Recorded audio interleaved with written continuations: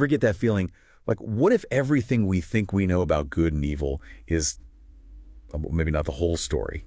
Like, there's something more to it. Yeah, I know what you mean. Today, we're diving into a world that kind of turns those ideas upside down. The Church of Satan.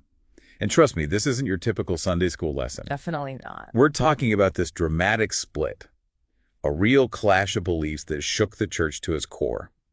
And to guide us through this wild ride, we've got the inside scoop from someone who lived it.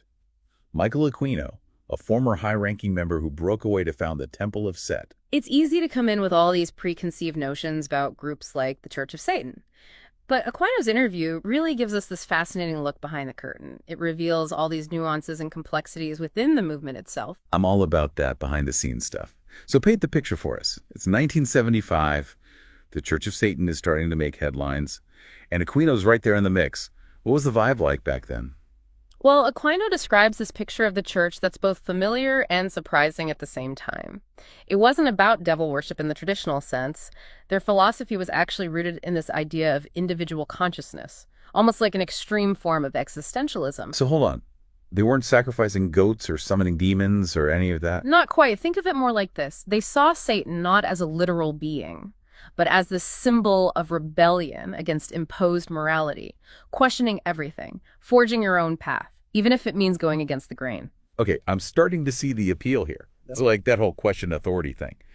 But taken to a whole new level. So if they weren't about worshiping evil, what about morality? Did they even have a moral code? That's where it gets really interesting. They actually had a very strict code. Aquino was adamant about that. There was no blaming the devil for your actions. You were responsible for your choices.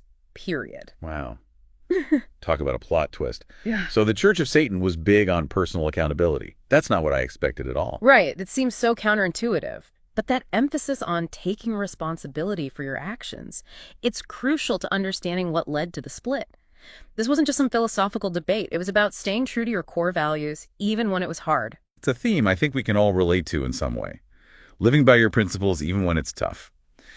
Okay, so we've got this picture of the Church of Satan as this surprisingly principled group, big on personal responsibility and all that, but then boom, things get shaken up. Tell me more about this decision that caused such a rift. Well, picture this. It's 1975, and Anton LaVey, the very face of the Church of Satan, decides to start selling church degrees. Wait, seriously? You could just buy your way into the Church of Satan? Yeah. That seems a little hypocritical, don't you think? Aquino thought so too.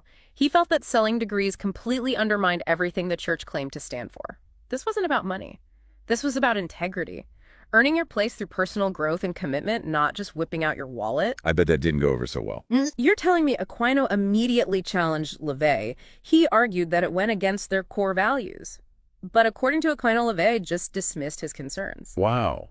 So what did Aquino do? This was the founder of the church. Did he just grin and bear it? Not a chance. Aquino was a man of principle. He wasn't afraid to stand up for what he believed in.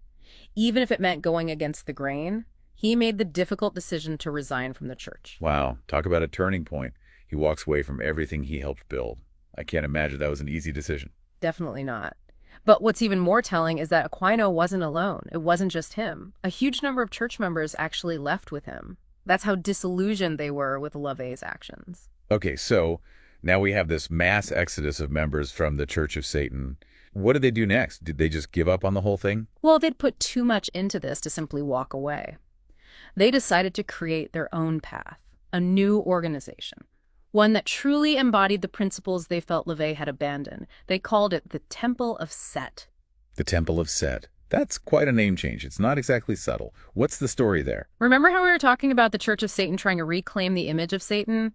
Breaking free from the traditional interpretations, they wanted to redefine what it meant to be satanic, to strip away centuries of baggage. Yeah, but they were still stuck with that name, that imagery. Exactly, and it was holding them back. So Aquino and his followers decided to make a bolder move. They ditched the Judeo-Christian framework altogether and went further back to ancient Egypt.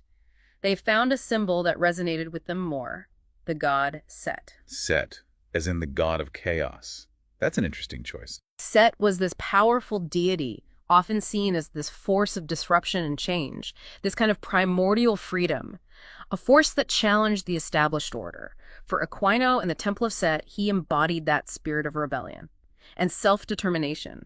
that they felt was missing from the Church of Satan after LaVey's decision. So it wasn't just about picking a cool-sounding name.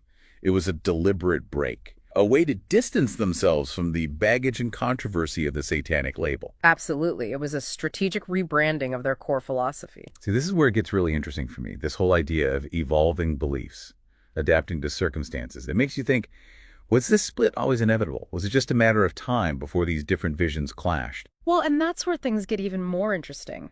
Because despite their differences, Aquino still held out hope for reconciliation with LaVey. He even wanted LaVey to see the work they were doing at the Temple of Set. That's wild. So even after everything, there was still this sense of maybe they could find common ground again.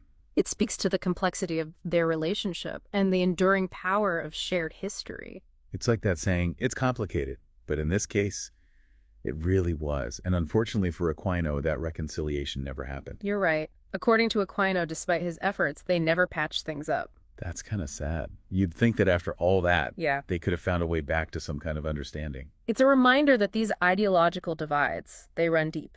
And Yeah. sometimes they can be really hard to bridge. Yeah. It makes you think about all the movements, all the groups out there that are built on shared beliefs. What happens when those beliefs bump up against each other? When the people you thought were on the same side end up on opposite ends of a major divide? It's a timeless question, isn't it? And it's not just about religion or philosophy. We see it in politics, in social movements, even in our own families. How do you stay true to your principles while navigating these inevitable disagreements? When is it time to walk away from something you've invested so much in, Right. even when it's painful? It's a tough question, and I think Aquino's story really highlights how complex it is. He felt so strongly about the importance of personal responsibility, the integrity of the church's teachings, that he was willing to walk away from it all. And by doing that, he started something new, something that really resonated with a lot of people. You got it. The Temple of Set, for all its differences, exists because of that commitment to principle, that willingness to chart a new course. It's a powerful reminder that even when things feel like they're falling apart, Yeah. there's always potential for growth, for new beginnings. And maybe just as important, it reminds us that staying true to our values might mean making some tough choices, having those difficult conversations, even when it would be easier to just go with the flow. And that is a thought-provoking note to end on. So, to our listeners who are now completely engrossed in this tale of rebellion, integrity, and Egyptian gods, where can they go to dive deeper into this world? Aquino's interview is definitely the place to start. It offers such a candid, first-hand perspective on those early days of the Church of Satan, the lead up to the split, and of course the formation of the Temple of Set. And for those who want to go even further, well, there's a whole world of information out there about both groups. But be warned, once you start down this rabbit hole, Oh, yeah. it can be pretty hard to climb back out. That's true. But hey, isn't that what the deep dive is all about? Until next time, keep exploring.